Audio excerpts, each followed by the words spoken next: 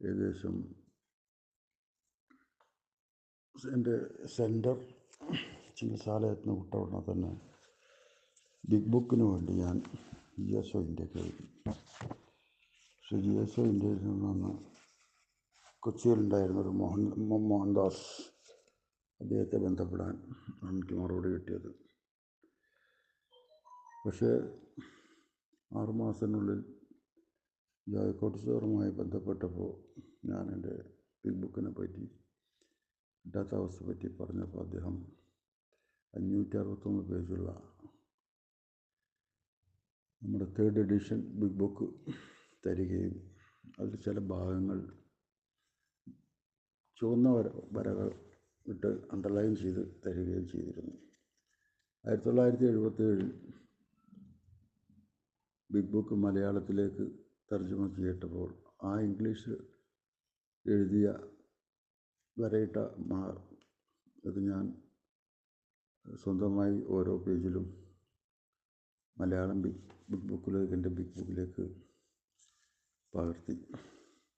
ആദ്യമായിട്ട് തന്നെ അദ്ദേഹം എനിക്ക് തന്ന ചില നിർദ്ദേശങ്ങൾ, അതിൽ ഒന്നാമത് read big book 10 to 15 minutes daily. Big book ദിവസവും 10 മുതൽ 15 മിനിറ്റ് നേരം വായിക്കുക. It will teach you how to get sober. അത് നിങ്ങളെ എങ്ങനെ ആകണമെന്ന് മനസ്സിലാക്കി തരും. 3, ഇറ്റ് വിൽ ഹീൽ യു. നിങ്ങളുടെ അസുഖം അത് മാറ്റിത്തരും. 4, it will give A spiritual growth from A chronic disease. ഒരു ക്രോണിക് ഡിസീസ്, വളരെ കഷ്ടപ്പാടും ബുദ്ധിമുട്ടുള്ളൊരു രോഗത്തിൽ നിന്ന് it will give A spiritual growth, നിങ്ങൾക്കൊരു ആത്മീയ വളർച്ച ഉണ്ടാക്കിത്തരും. പിന്നെ അദ്ദേഹം അതിനവസാനമായിട്ട് അതിനടിവരയിട്ട് ഒരു സാധനം കൂടെ പറഞ്ഞു, ഫൊർഗെറ്റ് ഫോർഗീവ്. ഫൊർഗെറ്റ് എന്ന് പറഞ്ഞാൽ മറക്കുക, ഫോർഗീവ് എന്ന് പറയുമ്പോൾ നാം അത് പുറത്തു കൊടുക്കുക എന്ന അർത്ഥത്തോടു കൂടിയിട്ടുള്ള എൻ്റെ ഫ്രണ്ട് പേജ് എൻ്റെ ബിഗ് ബുക്കിൽ ഞാനത് എഴുതി വെച്ചിട്ടുമുണ്ട്. ആദ്യമായിട്ട് തന്നെ അദ്ദേഹം വരയിട്ട് തന്നത് ആമുഖം.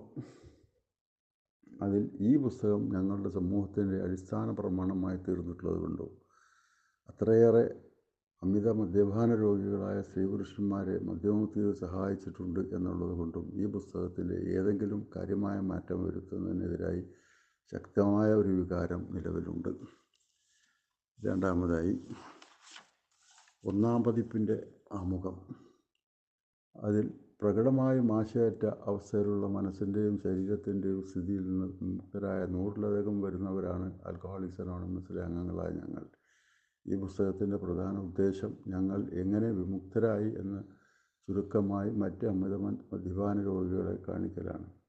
അവർക്കാകട്ടെ ഈ പുസ്തകത്തിൻ്റെ താളുകൾ സ്വയം ബോധ്യപ്പെടുമെന്ന് ഞങ്ങൾ വിശ്വസിക്കുന്നു. 3-ാമതായി അദ്ദേഹം മാർക്ക് ചെയ്തു തന്നത്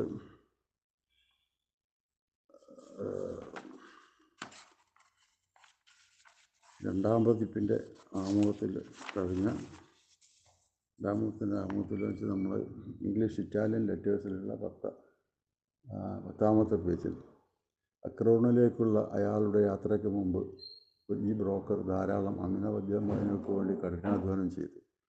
ഒരു അമിത മദ്യപന് മാത്രമേ മറ്റൊരു അമിത മദ്യപനെ സഹായിക്കാനാവൂ എന്നതായിരുന്നു അദ്ദേഹത്തിൻ്റെ വിശ്വാസ പ്രമാണം.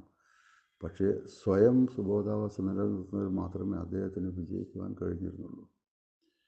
അതിനുശേഷം 2 വരി വിട്ട് താൻ സ്വയം രക്ഷപ്പെടണമെങ്കിൽ തൻ്റെ സന്ദേശം മറ്റൊരു അമിത മദ്യപാനിയിലേക്ക് എത്തിക്കണം എന്ന് അയാൾക്ക് പെട്ടെന്ന് ബോധ്യമായി. വീണ്ടും പേജ് 11-ൽ 10-ൻ്റെ അവസാനം ഒരു ആൽക്കഹോളിക് അല്ലാത്ത ഒരു മദ്യപാനിക്ക്, ഒരു മദ്യപാന രോഗിയല്ലാത്ത ഒരാൾക്ക് കഴിയുന്നതിനേക്കാൾ കൂടുതലായി മറ്റൊരു ആൽക്കഹോളിക്കിനെ സ്വാധീനിക്കാൻ കഴിഞ്ഞുവെന്ന് ഇത് തെളിയിക്കുന്നതായി കാണപ്പെട്ടു. അപ്പോൾ ഒരു സാധാരണക്കാരിൽ നിന്ന് വ്യത്യസ്തമായി നമുക്ക് അല്ലെങ്കിൽ ഒരു മദ്യപാനിക്ക് മറ്റൊരു മദ്യപാനിയെ സഹായിക്കാനാകുമെന്ന് സാധിക്കും എന്ന് തീർത്തും ബിഗ് ബുക്കിലുണ്ട്. പിന്നീട് ഓരോ അധ്യായത്തിലും അദ്ദേഹം മാർക്ക് ചെയ്ത് തന്ന കാര്യങ്ങളുണ്ട്. പക്ഷേ ഞാൻ ഇന്ന് അതിലേക്കൊന്നും കടക്കുന്നില്ല. പിന്നെ എന്നോട് നിത്യവായനക്ക് എന്ന് പറയും പോലെ ഇപ്പോൾ ഞാൻ വായിച്ചുകൊണ്ടിരിക്കുന്നത് ബിഗ് ബുക്ക് പേജ് മലയാളം 84. രാത്രിയിൽ ഉറങ്ങാൻ പോകുന്നതിന് മുമ്പ് ഞങ്ങളിൽ ക്രിയാത്മകമായി ഞങ്ങളുടെ അന്നത്തെ ദിവസം പുനഃപരിശോധിക്കുന്നു. ഞങ്ങൾ വൈരാഗ്യമുള്ളവരോ സ്വാർത്ഥ ചിന്തയുള്ളവരോ ആയിരുന്നോ, സത്യനിഷ്ഠയില്ലാത്തവരോ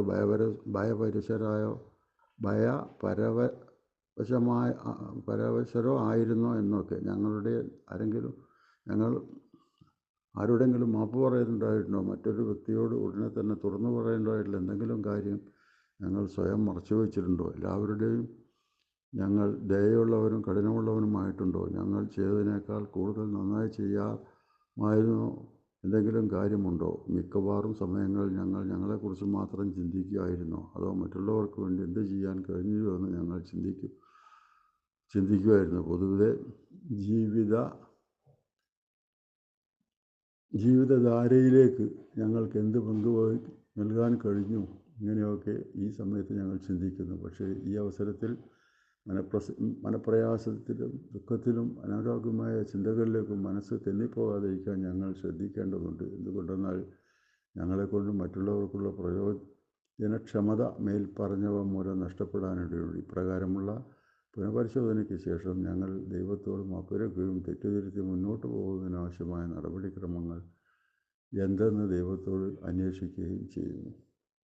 രാവിലെ ഉണരുമ്പോൾ നമുക്ക് മുമ്പിലുള്ള 24 മണിക്കൂറിനെ കുറിച്ച് മാത്രം ചിന്തിക്കാം. ഞങ്ങൾ ഒരു ദിവസത്തേക്ക് മാത്രമായുള്ള പദ്ധതികൾ അത് ആരംഭിക്കുന്നതിന് മുമ്പ് ദൈവത്തോട് ഞങ്ങളുടെ ശരിയായ ചിന്തകൾ വഴികാട്ടാൻ ഞങ്ങൾ അപേക്ഷിക്കുന്നു. പ്രത്യേകിച്ചും ആത്മനിന്ദയിൽ നിന്നും അസത്യത്തിൽ നിന്നും തന്മാർഗരക്ഷയിൽ നിന്നും അകന്നാകുന്ന ആവശ്യമായ മാർഗസിദ്ധിക്ക് വേണ്ടി ഇങ്ങനെയുള്ളൊരു സാഹചര്യത്തിൽ ഞങ്ങൾക്ക് ഞങ്ങളുടെ മാനസിക കഴിവുകളെ ഉറച്ച മനസ്ഥിതിയോടെ പ്രയോഗക്ഷമമാക്കാൻ കഴിയുന്നു. കാരണം ഞങ്ങൾക്ക് ഉപയോഗിക്കുന്നതിനായി ദൈവം ഞങ്ങൾക്ക് തലച്ചോറ് നൽകിയിട്ടുണ്ട്. ദുർമോഹങ്ങളിൽ നിന്ന് ഞങ്ങളുടെ ചിന്ത മക്കപ്പെടുമ്പോൾ ചിന്തയുടെ പിൻബലമുള്ള ഞങ്ങളുടെ ജീവിതം കുറെ കൂടി ഉയർന്ന തലയിലെത്തുന്നു. പിന്നീട് അടുത്ത പാരഗ്രാഫ് തുടങ്ങുന്നത് ഞങ്ങളുടെ ഇന്നത്തേത് മാത്രമായൊരു ദിവസത്തെക്കുറിച്ച് ചിന്തിക്കുമ്പോൾ ചിലപ്പോൾ ഞങ്ങൾ അനിശ്ചിതത്തെ അഭിമുഖീകരിച്ചേക്കാം. അങ്ങനെ ആ പേജ് 85 കഴിഞ്ഞ് 86 ഫുള്ളായിട്ട് മലയാളത്തിൽ ബിഗ് ബുക്കിന് മുഴുവൻ വായിച്ച് 87 അത് അവസാനിക്കുന്നു. അമിത മദ്യപാനാസക്തരായ നമ്മൾ തികച്ചും അച്ചടക്കരഹിതരാണ്. അതുകൊണ്ട് ഞങ്ങൾ നേരത്തെ വരച്ചു കാട്ടിയിട്ടുള്ള രീതിയിലുള്ള മാർഗത്തിലൂടെ ഞങ്ങളെ അച്ചടക്കമുള്ളവരാക്കാൻ ഉള്ള ചുമതല ഞങ്ങൾ ദൈവത്തെ ഏൽപ്പിക്കുന്നു. പക്ഷേ അതുകൊണ്ട് എല്ലാമായില്ല. കൂടുതൽ പ്രവർത്തിക്കുക എന്ന സ്ഥിതി ഉണ്ടാകേണ്ടതുണ്ട്. അധ്വാനം കൂടാതെയുള്ള വിശ്വാസം മൃതമാണ്. അടുത്ത അധ്യായം 12ാമത്തെ പടിക്ക് വേണ്ടി മുഴുവനായും നീക്കിവെച്ചിട്ടുള്ളതാണ്. അപ്പോൾ ഞാൻ ബാക്കിയുള്ള കാര്യങ്ങൾ വായിക്കാതിരുന്നത് അത് മലയാളം ബിഗ് ബുക്ക് ഉള്ളവർക്ക് ശരിയായി വായിക്കാൻ പറ്റും. കുറേ സമയമെടുക്കും അത് പരിപൂർണമായി വായിക്കാൻ. പിന്നീട് അതിനകത്ത് ശരിക്കും എന്നെ സംബന്ധിച്ച് സ്വാർത്ഥത, അതുപോലെ നമ്മുടെ ശരിയായിട്ടുള്ള വിദ്വേഷം, ഇതൊക്കെ എന്താണ് മദ്യാസക്തി, ഇതൊക്കെ ബിഗ് ബുക്കിൽ പല ഭാഗത്തായിട്ട് പല ചാപ്റ്ററുകളിലായിട്ട് കിടക്കുന്നു, നമുക്ക് വായിക്കാൻ പറ്റും. പക്ഷേ ബിഗ് ബുക്ക് സ്റ്റഡി എന്ന് പറയുന്നത് 5ാം പടി ചെയ്യുന്നതിനെ പറ്റി പേജ് 72 2ാമത്തെ പാരഗ്രാഫ്, ഈ ലോകത്ത് സന്തോഷത്തോടെ ദീർഘകാലം ജീവിച്ചിരിക്കണമെന്നുണ്ടെങ്കിൽ തൊട്ട് ആ ഒരു പാരഗ്രാഫ് മുഴുവൻ എങ്ങനെയാണ് 5ാം പടി ചെയ്യുന്നത് എന്ന് വ്യക്തമായി പറയുന്നു. അതുപോലെ പ്രാർത്ഥന പേജ് 68 ഒരപേക്ഷ നാം സ്വീകരിച്ച മാതൃകാ ജീവിതത്തിൽ നിന്നും നാം വഴുതിപ്പോകുന്നു കരുതുക. ഇതിൻ്റെ അർത്ഥം നാം കുടിക്കുമെന്നാണോ? ചിലർ അങ്ങനെ പറഞ്ഞേക്കാം. ഇത് അർദ്ധസത്യം മാത്രം. ഇത് നമ്മുടെ ഉദ്ദേശത്തെയും നമ്മളെയും ആശ്രയിച്ചിരിക്കുന്നു. നാം പശ്ചാത്താപിക്കുകയും നന്മയ്ക്കായി ദൈവത്തോട് അപേക്ഷിക്കുകയും ചെയ്താൽ നാം ക്ഷമിക്കപ്പെടും എന്നും ഒരു പാഠം പഠിക്കുമെന്നും കരുതാം. അല്ലാത്ത പക്ഷം നാം മറ്റുള്ളവരെ ദ്രോഹിക്കുന്നത് തുടർന്നാൽ തീർച്ചയായും കുടിക്കുക തന്നെ ചെയ്യും. ഞങ്ങളത് സമർത്ഥിക്കുകയല്ല, മറിച്ച് അനുഭവത്തിൽ നിന്ന് പഠിച്ച വസ്തുക്കളാണ്. അത് പ്രാർത്ഥനയുടെ ഒരു ഭാഗം. പിന്നെ ഞങ്ങൾക്ക് സ്വയം കഴിയാതിരുന്നത് വിശ്വാസം കൊണ്ട് കഴിഞ്ഞു എന്ന് ഈ പുസ്തകത്തിൽ, അത് പേജ് 69 പ്രാർത്ഥനയുടെ 68 നിങ്ങൾ വായിച്ച് കഴിഞ്ഞു. സ്വന്തം ഇച്ഛാശക്തി ദൈവത്തിനും നിങ്ങൾക്കുമിടയിൽ തടസ്സം നിന്നാലും ദൈവത്തിനത് മാറ്റാൻ പറ്റും എന്ന് നിങ്ങൾക്ക് ബോധ്യപ്പെട്ട് കാണും. നിങ്ങളൊരു തീരുമാനം എടുത്തു കഴിഞ്ഞിട്ടുണ്ടെങ്കിൽ, നിങ്ങളുടെ മൊത്തം വൈകല്യങ്ങളെക്കുറിച്ച് ആത്മപരിശോധന നടത്തിയിട്ടുണ്ടെങ്കിൽ, നിങ്ങൾ ഒരു നല്ല തുടക്കം നടത്തിക്കഴിഞ്ഞു. അത് അങ്ങനെയാണെങ്കിൽ നിങ്ങളെ സംബന്ധിക്കുന്ന സത്യത്തിൽ സിംഹഭാവം നിങ്ങൾ വിഴുങ്ങുകയും അത് ദഹിക്കുകയും ചെയ്തിരിക്കുന്നു. പിന്നെ അത് നാം ശരിക്ക് ഓരോ പേജുകളിലും ഇതുപോലെ ഓരോ ചാപ്റ്ററുകളിലും വളരെ വ്യക്തമായിട്ട് ഓരോ വിഷയങ്ങൾ തന്നെ കിടപ്പുണ്ട്. ഭയത്തെക്കുറിച്ച് പേജ്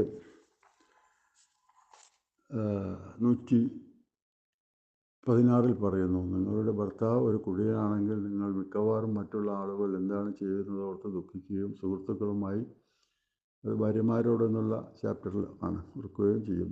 നിങ്ങളിലേക്ക് തന്നെ കൂടുതൽ വലിയുന്നു. എല്ലാവരും നിങ്ങളുടെ കുടുംബത്തിൻ്റെ സ്ത്രീയെക്കുറിച്ചാണ് സംസാരിക്കുന്നതെന്ന് നിങ്ങൾ കരുതുന്നു. നിങ്ങളുടെ സ്വന്തം മാതാപിതാക്കന്മാർ പോലും കുടി എന്ന വിഷയത്തെക്കുറിച്ച് സംസാരിക്കാൻ നിങ്ങൾ ഒഴിവാക്കുന്നു. കുട്ടികളോട് എന്താണ് പറയേണ്ടത് നിങ്ങൾക്ക് അറിഞ്ഞുകൂടാ. നിങ്ങളുടെ ഭർത്താവ് വളരെ മോശപ്പെട്ട അവസ്ഥയിലായിരിക്കുമ്പോൾ ഏകാന്ത ജീവിതം നയിക്കുന്ന നിങ്ങൾ ഒരു ഉറങ്ങലിച്ചവളായി കണ്ടുപിടിച്ചില്ലായിരുന്നെങ്കിൽ എന്ന് ആഗ്രഹിച്ചു പോകും. ഈ മിക്കവാറും എല്ലാ ക്ലേശങ്ങളും അനാവശ്യമാണെന്ന് ഞങ്ങൾ ചെയ്യേണ്ട കാര്യമല്ല. എങ്കിലും നിശബ്ദരായി നിങ്ങളുടെ ഭർത്താവിൻ്റെ അസുഖത്തിൻ്റെ സ്വഭാവത്തെക്കുറിച്ച് അവരെ പറഞ്ഞു മനസ്സിലാക്കാവുന്നതേ ഉള്ളൂ. പക്ഷേ ഇങ്ങനെ ചെയ്യുമ്പോൾ നിങ്ങളുടെ ഭർത്താവിനെ ക്ലേശിപ്പിക്കാതിരിക്കാനും അദ്ദേഹത്തിന് ദ്രോഹമുണ്ടായിരിക്കാനും നിങ്ങൾ പ്രത്യേക ശ്രദ്ധ കൊടുക്കണം. അതിൽ തന്നെ ഭാര്യമാരോട് എന്ന് പറയുന്നതിൽ തന്നെ പേജ് 117 സത്യസന്ധതയെക്കുറിച്ച് വീണ്ടും പറയുന്നു. കുഞ്ഞുങ്ങളുമായുള്ള ഇടപഴകലും ഇതേ തത്വം ബാധകമാണ്. കുടിച്ചു വന്നിരിക്കുന്ന അവരുടെ അച്ഛനിൽ നിന്ന് അവർക്ക് പ്രത്യേക സംരക്ഷണം ആവശ്യമില്ലാത്ത അവസ്ഥയിൽ എന്ന് തുടങ്ങി അത് അവസാനിക്കുന്നത് അയാൾ എന്ത് ചെയ്യുകയാണെന്ന് അറിയാൻ അവകാശമുള്ളവരുടെ അടുത്ത് നുണ പറയിപ്പിക്കുന്ന അവസ്ഥയിൽ നിങ്ങളെ എത്തിക്കരുത്. ഏകദേശം ഒരു 10-12 വരികളാണുള്ളത്. വീണ്ടും ഭയത്തെപ്പറ്റി അതിൻ്റെ അടുത്ത പാരഗ്രാഫ് തന്നെ വീണ്ടും പറയുന്നു. മറ്റൊരു തളർത്തിക്കളയുന്ന ഭയമുണ്ട്. നിങ്ങളുടെ ഭർത്താവിൻ്റെ ജോലി നഷ്ടപ്പെട്ടേക്കാമെന്ന് നിങ്ങൾ ഭയപ്പെടാം. ആ ഒരു പാരഗ്രാഫ് മുഴുവൻ വീണ്ടും ഭയത്തെപ്പറ്റി പറയുന്നു. അത് ഭാര്യമാരോട് എന്നുള്ള ചാപ്റ്ററിലാണ് അത് കിടക്കുന്നത്. അങ്ങനെ ഇത് ശരിക്കും ഒരു എന്താണ് ഇപ്പോൾ എനിക്കത് പറയേണ്ടെന്ന് വാക്കുകൾ കിട്ടുന്നില്ല. മദ്യപാനികൾക്ക് വേണ്ടി എന്തോ സത്യത്തിൽ നമ്മൾ ബൈബിളും ഖുർആനൊക്കെ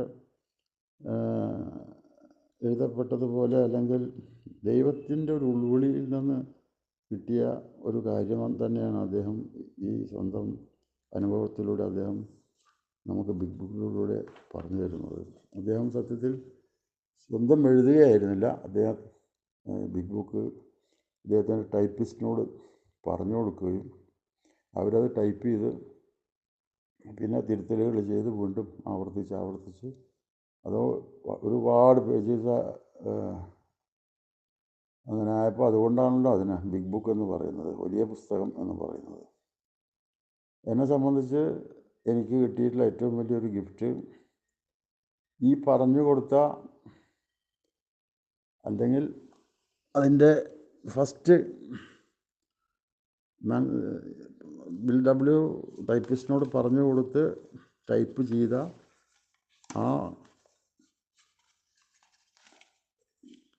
അതിൻ്റെ ഒറിജിനൽ ഒരു പേജ് എനിക്ക് ഡൽഹിയിലുള്ള ബിഷാംബർ ഒരിക്കൽ അദ്ദേഹം ഞാനുമായി 98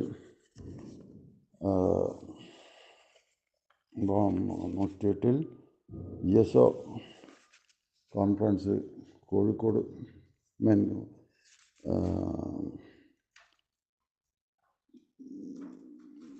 കൽപ്പറ്റ വെച്ച് നടന്നപ്പോൾ ഉള്ള പരിചയമാണ്.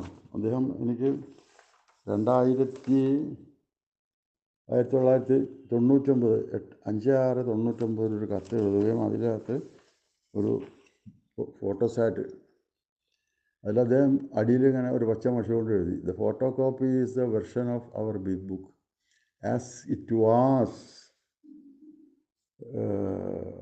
Typed by written and typed by Bill W. He did not write but used to dictate to his typist. Some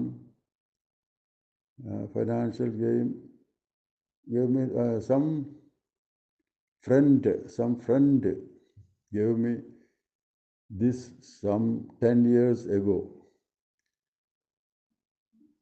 It is the manuscript of Big Book. അപ്പോൾ അതിൻ്റെ ഒറിജിനൽ ഒരു കോപ്പി ഞാൻ എൻ്റെ ബിഗ് ബുക്കിനകത്തൊരു നിധി പോലെ സൂക്ഷിച്ചിരിക്കുകയാണ്. അത് സത്യം പറഞ്ഞാൽ ഇന്നിപ്പോൾ അത് എത്ര ലക്ഷം രൂപ ഒരാൾ തരാമെന്ന് പറഞ്ഞാൽ ഞാനത് കൊടുക്കാൻ തയ്യാറല്ല. കാരണം അതൊരു വലിയ കാര്യം തന്നെയാണ്. ഞാൻ ആ മാൻസ്ക്രിപ്റ്റിൻ്റെ ഫോട്ടോസാറ്റ് ഫോട്ടോ എടുത്ത് ഇതിനകത്ത് ഇടാം. അപ്പോൾ ബിഗ് ബുക്ക് സ്റ്റഡി എന്ന് പറയുന്നത് അത്ര എളുപ്പമല്ല. നാം ഗീതയും ഖുർആനൊക്കെ പഠിക്കുന്നത് പോലെ തന്നെ അതിൻ്റെ അർത്ഥങ്ങൾ മനസ്സിലാക്കി നാം അതിലൂടെ പ്രവർത്തിച്ചെങ്കിൽ മാത്രമേ നമുക്ക് നമ്മുടെ സുബോധ ജീവിതത്തിൽ മെച്ചങ്ങളും ഗുണങ്ങളും ഉണ്ടാവുകയുള്ളൂ. അതിന് നാം കുറച്ച് സമയം കണ്ടെത്തുക തന്നെ വേണം. ഏതായാലും പിന്നീട് ഒരിക്കൽ ഇനി ബാക്കി ഞാൻ ഇതുപോലെ വോയിസ് മെസ്സേജ് ഇടാം. നിങ്ങൾക്കെല്ലാവർക്കും ഇന്നത്തെ ദിവസം സുബോധത്തിൻ്റെ നല്ലൊരു ദിവസമാകട്ടെ എന്ന് ആത്മാർത്ഥമായി പ്രാർത്ഥിച്ചുകൊണ്ട് ഞാൻ തൽക്കാലം നിർത്തുന്നു.